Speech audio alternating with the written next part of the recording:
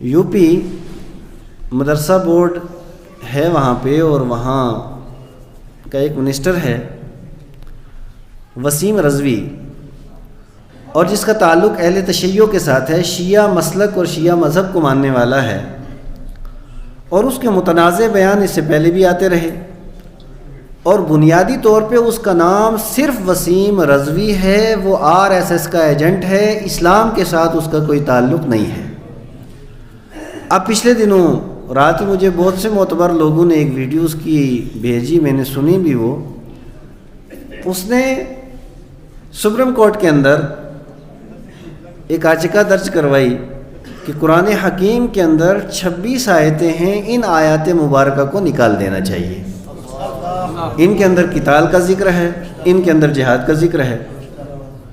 تو ہم کہتے ہیں کہ وسیم رضوی جیسے لوگ جب قرآن کے خلاف بکواس کریں گے تو بتاؤ مسلمانوں کا خون گرم ہوگا کہ نہیں ہوگا؟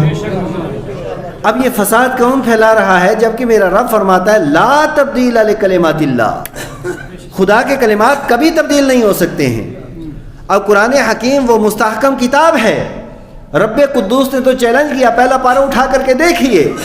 رب قدوس نے ارشاد فرمایا کہ اے کافرو، تم ساری دنیا کے جتنے بھی تمہارے معاونین ہیں ان سب کو تم اکٹھا کرو اور قرآن کی طرح لاؤ، ہرگز قرآن کی طرح تم نہیں لا سکتے ہیں۔ وَادْعُوا شُهَدَاءَكُم مِّن دُونِ اللَّهِ إِن كُنتُمْ صَادِقِينَ، آپ نے دعوے میں سچے ہو تو ساری دنیا کے سارے اپنے معاونین کو اکٹھا کر لو، نہیں کر سکے۔ اس دور میں بھی قرآن لاجواب، آج کے دور میں بھی قرآن لاجواب ہے۔ اور پھر یاد رکھیں قرآن حکیم یہ وہ لا زوال کتاب ہے، قرآن حکیم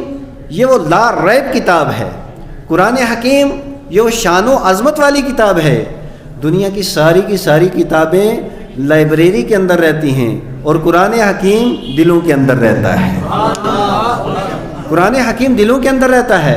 ہمارے جامعہ انوار العلوم اور دوسرے جتنے ادارے ہیں یہاں پہ تو 10 سال کے بچے حافظ قرآن نکلتے ہیں، 12 سال کے اور 15 سال کے 6 مہینے میں 8 مہینے میں 3-5 سال میں تو ہر بندہ حفظ کر لیتا ہے، ہر بچہ تقریباً حفظ کر لیتا ہے۔ اس طریقے سے آپ دیکھیں گے چھوٹے چھوٹے بچے حافظ قرآن ہیں۔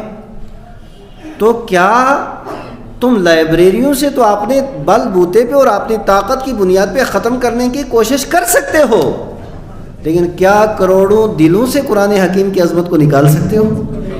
کیا قرآن حکیم کی تلاوت کو نکال سکتے ہو؟ تو اس طرح کے فسادی بیان دینا اور پھر اس کے علاوہ بکواس کرنا، تو یہ کوئی وسیم رضوی کی نئی بات نہیں، RSS کا بہت پرانا ایجنڈا ہے۔ وہ یہ کہتے ہیں کہ جہاد کی آیتیں نکال دیں۔ اب مجھے آپ بتائیے کہ کیا جہاد کی تشریح و توضیح وسیم رضوی جیسا کنجر انسان کرے گا، جس کو علی بے کی پٹی نہیں آتی، جس کے قرآن کی قاف سے جو واقف نہیں ہے، جسے نہ حدیث کا پتہ ہے، نہ مذہب کا پتہ ہے، نہ ملت کا پتہ ہے، اور پھر اسے یہ بکواس بھی کیا کہ قرآن حکیم کے اندر ملاوٹ کر دیا حضرت صدیق اکبر نے، فاروق اعظم نے اور عثمان غنی نے، 3 خلفاء کا نام لیا اور حضرت علی کا نام نہیں لیا، کیونکہ اب وہ ان کا جو مذہب ہے وہ ان کو مبارک ہو۔ اب یہاں پہ جو شیعہ لوگ ہیں ان کی یہ ذمہ داری بنتی ہے کہ ایسے خبیث کا رد ہم لوگوں سے زیادہ کریں، کیونکہ ان کے بارے میں تو مشہور ہے کہ یہ قرآن حکیم کو ناقص مانتے ہیں، یہ قرآن حکیم کو کامل نہیں مانتے ہیں۔ اب وسیم رضوی کے بیان کے اوپر اگر وہ چپ رہتے ہیں تو یہ ان کی مہر لگ جاتی ہے کہ جو وسیم رضوی کہہ رہا ہے یہی ان کے مسلک کی ترجمانی ہے، حالانکہ ایسا نہیں، کیونکہ اب اس نے جو کچھ بکواس کیا ہے اور جو کچھ اس نے کہا ہے، ہم وسیم رضوی جیسے لاکھوں لوگوں کی باتوں کو اپنے جوتے کی نوک کے اوپر رکھتے ہیں۔ قرآن کل بھی زندہ تھا، آج بھی زندہ ہے، اور صبح قیامت تک کوئی اس کے اندر تغیر و تبدل نہیں کر سکتا ہے۔ تکبیر، رسالت،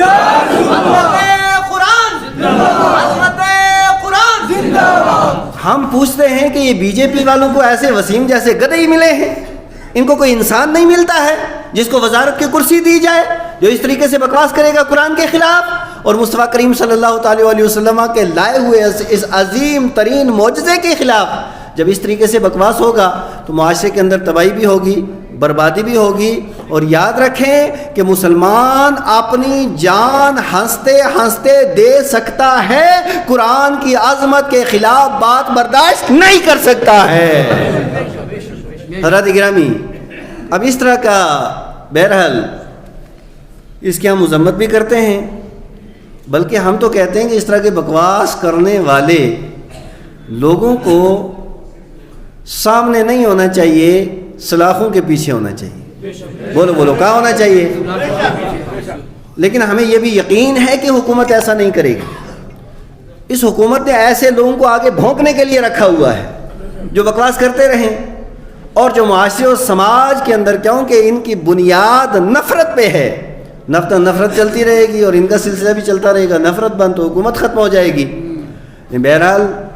یہ بھی میں آپ کو پورے یقین کے ساتھ کہتا ہوں، وثوق کے ساتھ کہتا ہوں، ہندوستان نہ وسیم رضوی کے باپ کا ہے، نہ RSS کے باپ کا ہے، نہ BJP کا ہے، نہ نریندر مودی کا ہے۔ ہندوستان کل بھی خواجہ غریب نواز کا تھا، ہندوستان آج بھی خواجہ غریب نواز کا ہے، اور یہاں ہم کرائے پہ نہیں آئے ہیں۔ خواجہ غریب نواز کے اونٹوں کو تو تم اٹھا نہیں سکے تھے، اور خواجہ غریب نواز کے یہ جو کروڑوں لوگ یہاں پہ بسائے ہوئے ہیں، ان کو بھی دنیا کی کوئی طاقت اس ملک سے نکال نہیں سکتی ہے۔